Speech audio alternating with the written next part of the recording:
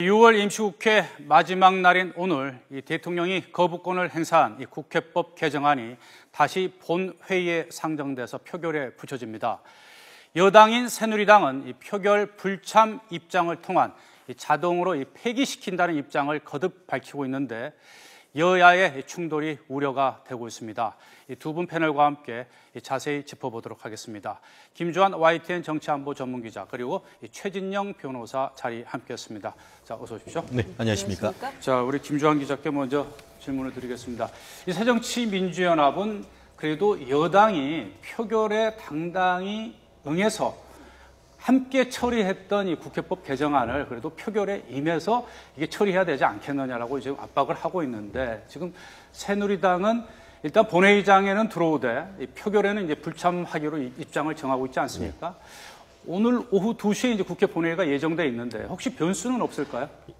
있을 거라는 것이 이제 국회 사무처 관계자들의 이야기입니다. 왜냐하면은 오늘 상황만 한정해서 말씀드리면 2시에 본회의가 예정되면 오늘 본회의 상정된 법안이 모두 61개입니다. 공교롭게도 국회법 개정안을 1번입니다. 제일 먼저 해야 되는 거죠. 이제 나중에 추가 기회가 있으면 말씀드릴 거지만 지금 새누리당 입장은 저거를 투표 불성, 그러니까 의결정족수 미달 사태로 해서 법안을 통과 안 시켰다 이런 전략이라는 거거든요. 네. 일단은 그러면은 나와야 되겠죠. 본회의장에서 밖으로 나와야 되겠죠.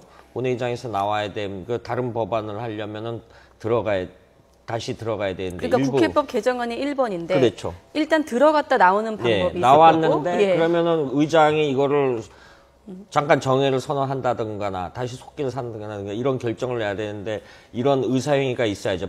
의사봉을 두들기는 이런 과정에서 약간 변수가 있지 않느냐. 그리고 또 일부 야당 강경파 의원들의 의원총회에서 목소리가 커진다라면은 물론 논리적으로만 하면은 여당이 160석 이상이기 때문에 나왔다가 다시 들어가서 나머지 법안을 일반적으로 다 혼자 단독으로 처리할 수도 있습니다. 단독 처리를 하면은 이제 야당에 좀 화가 나는 거죠. 추경안을 뭐 굉장히 엄밀하게 심사를 하겠다 이런 부분에 대해서 야당이 또 좀 순조롭게 응하지 않으면은 좀 쉽지 않은. 최 변호사께서도 이제 또 법을 전공하고 계신 분이니까.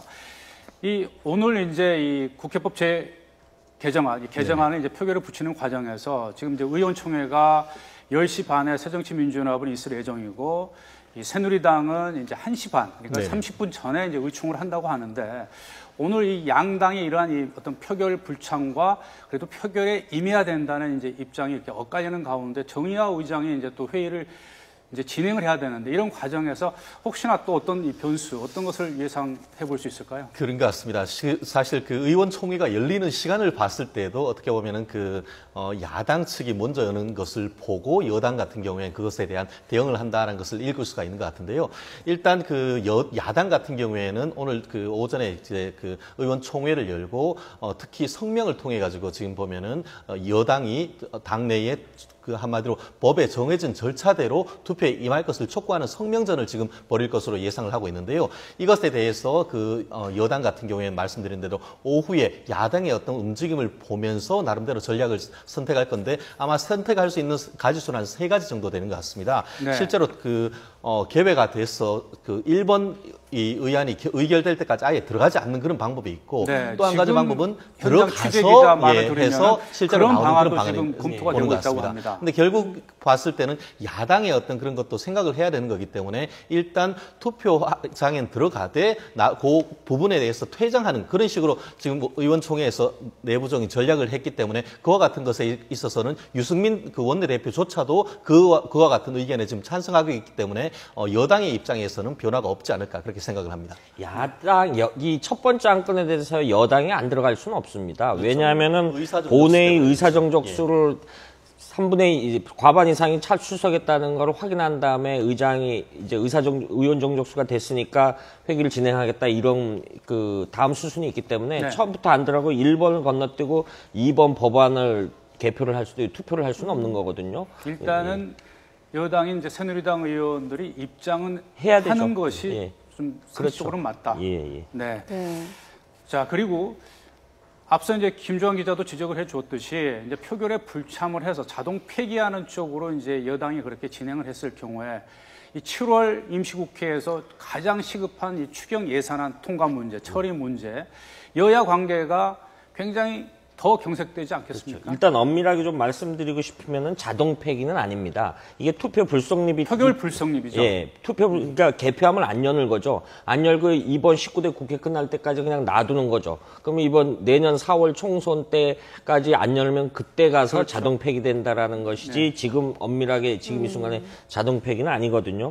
어찌됐든 그런 과정에 있어서 야당은 좀 일부 강경파 의원들은 다른 건 다 협조해달라 그러면서 여야가 같이 합의로 70% 이상 합의한 거는 이거는 왜 그 여당 그 원하는 대로 해달라 그러냐. 그래서 이런 부분에 대해서 좀 앙금이 남아있는 의원들이 적지 않더라고요. 그래서 이런 부분에 있어서 추경 부분에 있어서 좀 굉장히 좀 많이 예. 좀 지금 보면 새정치민주연합 같은 경우는 이제 오전에 의원총회를 열고 그 의총이 끝나면 로텐더 홀에서 성명서를 발표하겠다. 물리적으로 할 수 있는 새정치연합의 대응이라는 게 최선인가요? 현실적으로 예. 그렇죠. 그러니까 결국은 이제 그 수싸움에서 그 숫자의 투표의 표결 차이에서 야당의 한계를 드러낼 수밖에 없는 것인데 또 야당의 한계가 단순한 숫자뿐만 아니고 어떤 지금 같은 메르스 사태라든가 가뭄 사태에 있어서의 민생의 흐름을 야당도 읽고 있기 때문에 무작정 반대하기는 어려운 것이 나름대로의 어떤 야당의 고민인 것 같은데요. 실질적으로 그 지금 이종걸 원내대표 같은 경우에도 정의화 국회의장과 이와 같이 이제 이번 그 회기 때에 지금 국회법뿐만 아니고 민생법 60개 그리고 또 후반기에 있는 어떤 여당의 상임위원회 의석 같은 그 의장 인선 같은 것들을 통과시키기로 합의를 했기 때문에 원내대표로서는 나름대로 야당 내의 강경파, 대여 강경파의 어떤 목소리도 없지 않음에도 불구하고 전체 틀에서 이와 같은 것을 넘어갈 수밖에 없는 그런 상황이기 때문에 아마 그 야당 내의 강경파의 목소리는 듣습니다만 전체적인 어떤 합의의 어떤 정신을 세우겠다 그런 기조이기 때문에 앞으로 뭐 큰 문제 없이 넘어갈 가능성도 여전히 남아 그렇다면 있습니다. 국회법 개정안 문제는 국회에서 있다가 그 공이 청와대 갔다 다시 국회로 오지 않았습니까? 네. 그럼 이제 이 논란은 끝인 건가요? 일단 이건 종결인가요? 사실 이 사태 같은 경우에는 결국은 이제 야당으로서는 이것을 단순히 정치의 문제가 아닌 정책의 문제로 끌어가려고 하는 것을 볼 수 있는데요. 오늘 일부 신문에도 나왔듯이 이 논란의 원점으로 돌아가서 그 정신을 살리겠다. 한마디로 법이 있는 것을 시행령이 그 취지를 어긋나는 것이 있기 때문에 그렇다고 하면은 법 자체를 강화하는 식으로 앞으로의 입법을 강화하겠다라고 있기 때문에 앞으로의 어떤 야당의 전략이 그런 식으로 나간다고 하면은 그 또한 어떻게 보면은 나름대로 의미 있는 전략이기 때문에 이번 논쟁이 의미 없다고 볼 수는 없다고 봅니다. 네. 여야 의원총회에서 어떤 의견들이 이제 수렴되느냐에 따라서 이제 오늘 오후 2시 이제 국회법 개정안 이 표결을 어떤 식으로 할 것이냐. 이 여당은 예정대로 이 표결은 불참하되 어떤 방식으로 표결에 불참할지 또 야당은 또 이러한 여당에 대해서 어떤 식으로 대응하게 될지 오늘 이 국회법 개정안 이 표결 과정도 아직 변수가 많이 남아 있어 보입니다.